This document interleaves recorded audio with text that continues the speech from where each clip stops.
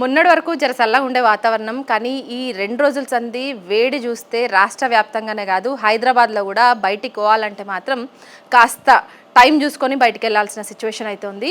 So రానున్న 3 రోజులు weather updates ఎట్లా ఉంటాయి తెలుసుకుందాం. మనతో పాటు వాతావరణ శాఖ డైరెక్టర్ శ్రావణి మేడం ఉన్నారు, మాట్లాడదాం. మేడం చెప్పండి, అసలు ఈ 2-3 రోజుల పాటు ఎట్లా ఉండబోతుంది? సో ఈసారి సమ్మర్ తొందరగానే స్టార్ట్ అయింది అనిపిస్తుంది, ఎందుకంటే మార్చిలో చాలా విపరీతమైన ఎండలు చూసాము. ఏప్రిల్లో మేలో వీచాల్సిన వడగాలులు కూడా మనకి మార్చ్ ఎండింగ్లోనే స్టార్ట్ అయ్యాయి. సో ఈ 2-3 రోజుల పాటు ఎట్లా ఉన్నాయి, మన అలర్ట్స్ ఇస్తారా రాష్ట్రానికి? మనకి దాదాపుగా ఎల్నినో యొక్క ప్రభావం అనేది రాష్ట్రం మీద గణనీయంగా ఉన్నట్లు కనిపిస్తుంది. మనం చూసుకున్నట్లయితే ఫిబ్రవరి నెల నుంచే ఉష్ణోగ్రతలు క్రమేపీనా పెరగడం జరిగింది. అదేవిధంగా మార్చి నెలాఖరు నుంచే మనకి అధిక ఉష్ణోగ్రతలు నమోదవడం, వడగాల్పులు వేయడం కూడా జరిగింది.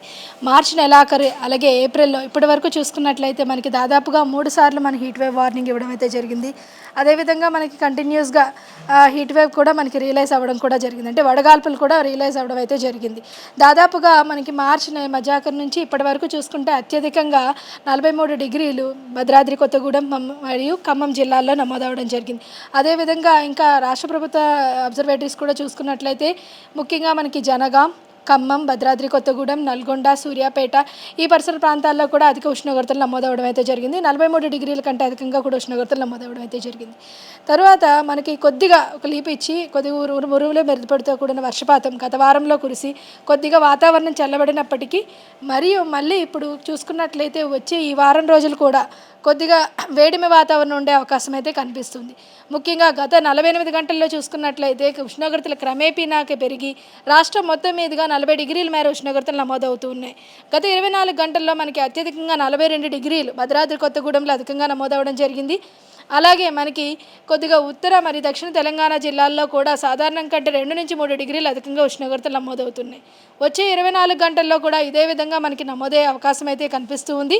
ముఖ్యంగా ఈశాన్య తెలంగాణ జిల్లాలైన భద్రాద్రి కొత్తగూడెం, ఖమ్మం, అదేవిధంగా ములుగు, నల్గొండ, సూర్యాపేట దాంట్లో 41 నుంచి 44 డిగ్రీల మధ్యలో నమోదయ్యే అవకాశం అయితే కనిపిస్తుంది. అలాగే ఉత్తర తెలంగాణ జిల్లాల్లో 40 నుంచి 42 డిగ్రీల మేర ఉష్ణోగ్రత నమోదవుతూ కనిపిస్తుంది. సో మొత్తానికైతే క్యాజువల్గా మనం చూసుకుంటే సాధారణంతో పోలిస్తే 3 నుంచి 4 డిగ్రీల పైన ఉంటే వడగాలులు అలర్ట్స్ ఇస్తుంటారు. సో మన 2 రోజుల సంది చూసుకుంటే ఎండవేడి, దాంతోపాటు ఉక్కపోత వెదర్ కూడా మనకు వాతావరణంలో కనిపిస్తుంది.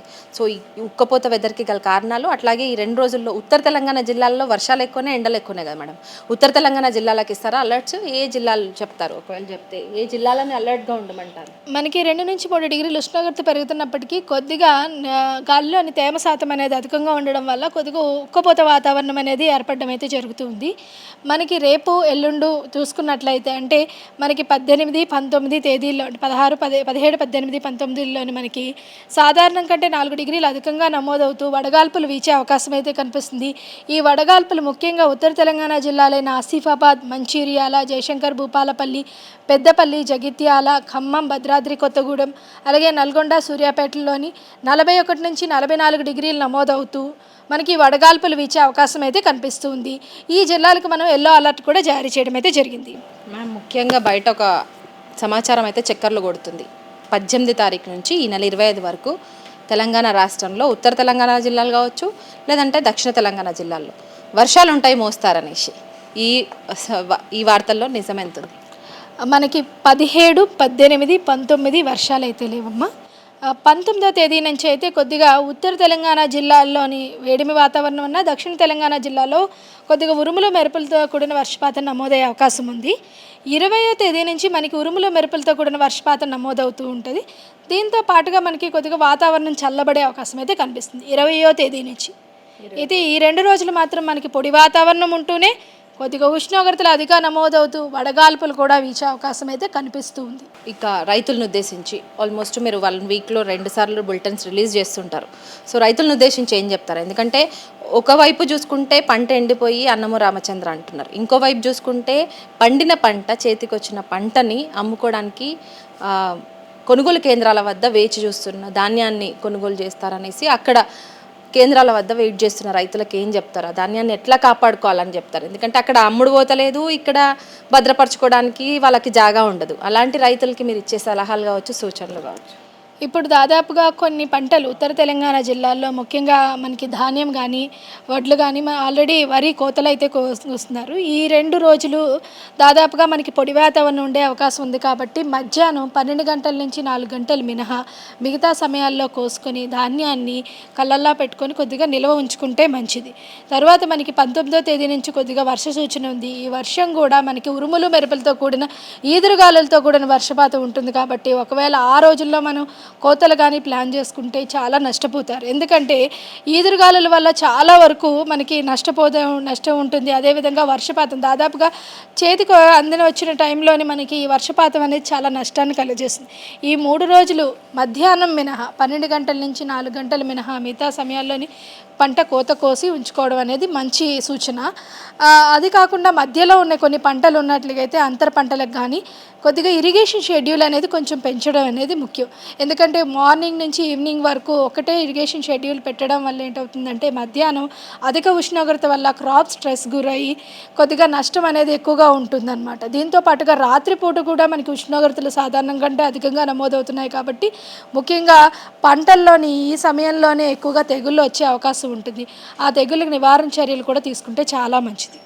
మేడం, గతేడాది మనం చూసుకుంటే కంప్లీట్గా ఎండాకాలంలో వచ్చే వర్షాలన్నింటినీ కూడా చెడగొట్టు వానలు అంటాం. అలాంటి వర్షాలతో పంట నష్టం చాలా వరకు వాటిల్లింది. చాలా అకాల వర్షాలను మనం ఎండాకాలాన్ని తక్కువ చూసాము, వర్షాకాలాన్ని చెడగొట్టే వానలను ఎక్కువ చూసినాం. సో అట్లాంటి వర్షాలు ఈ టైంలో కనుక ఉంటే మీరు ఈ 19వ తారీఖు నుంచి కాస్త వర్షాలు ఉన్నాయంటున్నారు. సో గవర్నమెంట్కి ఎలాంటి ఇన్ఫర్మేషన్ అందించారు ఐఎండీ నుంచి? ప్రస్తుతానికి దానికి ఉరుముల మెరుపులతో కూడిన వర్షపాతం నమోదే అవకాశం ఉన్న జిల్లాలకి అలర్ట్ అయితే ఇవ్వడం జరిగింది. అంతేకాకుండా ఆ రోజు నౌకాస్ట్ అలర్ట్ ద్వారా ఎప్పటికప్పుడు క్యాప్ ద్వారా మేము అలర్ట్స్ అనేవి సెండ్ చేస్తూ ఉంటాము. ముఖ్యంగా ఈ ఉరుములు మెరుపులతో కూడిన వర్షపాతం అనేది దాదాపుగా సమ్మర్లో మనకి కొద్దిగా సర్వసాధారణంగా ఉంటుంది. కానీ గత ఏడాదితో పోల్చుకుంటే ఈ ఏడాది వర్షపాతం తక్కువగానే ఉందని చెప్పవచ్చు అనమాట. సో మొన్నటి వరకు హైదరాబాద్లో కాస్త కూల్ వెదర్, మధ్యాహ్నమైనా బయటికి పోయినా అంత ఎండ అంత ఉక్కపోత కనిపించలే. కానీ నిన్నటి నుంచి మాత్రం చాలా వరకు ఉక్కపోత కనిపిస్తుంది. ఎండ టైంలో బయటికి వెళ్ళాలంటేనే మాత్రం ఆలోచించాల్సి వస్తుంది. సో హైదరాబాద్లో వెదర్ ఎట్లుంటుంది మేడం? ఈ 2-3 రోజుల్లో హైదరాబాద్కి ఏమన్నా వడగాళ్ళు అలర్ట్స్ ఇస్తారా? హీట్ వేవ్స్ ఉన్నాయంటారా? హీట్ వేవ్ అలర్ట్ అయితే లేదు, కానీ మనకి ఉష్ణోగ్రతలు మాత్రం 2 నుంచి 3 డిగ్రీలు సాధారణం కంటే పెరిగే అవకాశం అయితే కనిపిస్తుంది. ముఖ్యంగా హైదరాబాద్ మరియు పరిసర ప్రాంతాల్లో దాదాపుగా 40 నుంచి 41 డిగ్రీల ఉష్ణోగ్రత నమోదయ్యే అవకాశం ఉంది. ప్రస్తుతానికి చూసుకున్నట్లయితే 40 డిగ్రీల ఉష్ణోగ్రత నమోదవుతుంది మనకి హైదరాబాద్ పరిసర ప్రాంతాల్లోని.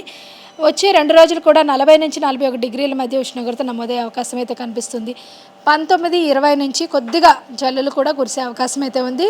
వాతావరణం చల్లబడుతుంది అనమాట. హీట్ వేవ్ అలర్ట్స్ని దృష్టిలో పెట్టుకుని మీరు ఇచ్చే సలహాలు కావచ్చు, సూచనలు కావచ్చు ఎట్లా ఉంటాయి? ఎందుకంటే ఏ టైంలో బయటికి వెళ్ళాలి, ఏ టైంలో ఇంట్లో ఉండాలి, ఇట్లాంటివన్నీ జాగ్రత్తలు చెప్తుంటారు కదా, ఇప్పుడేం చెప్తారు? నేను ఎప్పుడు చెప్పేది ఒకటే, మనకి ఎండ వేడిమి అనేది అత్యధికంగా 11 గంటల నుంచి 4 గంటల వరకు ఉంటుంది. ఈ సమయంలోని దాదాపుగా అత్యధిక ఉష్ణోగ్రతలు కూడా నమోదవుతూ ఉంటాయి. ఈ సమయంలో పిల్లలు కానీ పెద్దలు కానీ ప్రయాణాలు చేయడం వల్ల లేదంటే ఆరు బయటలు కానీ ఉండడం వల్ల ఏమవుతుందంటే మన శరీరంలో ఉన్న నీటి శాతం అనేది దాదాపుగా ఎవాపరేట్ అవుతుంటుంది. అది మనకి తెలియదు, కనిపించకుండా డీహైడ్రేషన్కి గురవుతూ ఉంటాం. అత్యవసర సమయంలో ప్రయాణాలు చేయవలసి వస్తే ఖచ్చితంగా ఓఆర్ఎస్ని క్యారీ చేస్తూ ఉండాలి. అలాగే పిల్లలకి ముఖ్యంగా ఈ ఎండాకాలంలోని దాదాపుగా నార్మల్గా తీసుకోవాల్సిన దానికంటే లిక్విడ్ అమౌంట్ అనేది కొంచెం పెంచాలంటే తీసుకుని ఇచ్చే పదార్థాల్లో ఎక్కువగా నీటి శాతం ఉండే పదార్థాలు ఇవ్వడం వల్ల ఏమవుతుందంటే కొద్దిగా డీహైడ్రేషన్ గురి కాకుండా ఉంటారు. ఇంకా మనకి స్కూళ్ళు నడుస్తూ ఉన్నాయి కాబట్టి దాదాపుగా వాళ్ళ లంచ్లో కానీ వీటిలో కానీ కొద్దిగా వాటర్ కంటెంట్ ఎక్కువ ఉండే ఫ్రూట్స్ కానీ వాళ్ళకి క్యారీ చేస్తూ ఉండడం వల్ల కొద్దిగా డీహైడ్రేషన్ గురి కాకుండా ఉంటుంది. ఈ వడదెబ్బ నుంచి కొంత తప్పించుకునే వాళ్ళు అవుతారనమాట. Thank you. సో ఓవరాల్గా చూసుకుంటే ఈ 2-3 రోజుల పాటు రాష్ట్రంలో వడగాలులు వీచే అవకాశం ఉంది కాబట్టి ఎల్లో అలర్ట్స్ని జారీ చేసింది వాతావరణ శాఖ. ఈ 2-3 రోజులు కూడా పిల్లలు, వృద్ధులు ఏ వయసు వాళ్ళైనా ఉదయం 11 గంటల నుంచి సాయంత్రం 4 గంటల వరకు ఆరు బయట తిరగకపోవడమే బెటర్ అని మాత్రం అధికారులు సూచిస్తున్నారు. కెమెరా పర్సన్ రాజేష్తో హరిత, న్యూస్ లైన్ తెలుగు.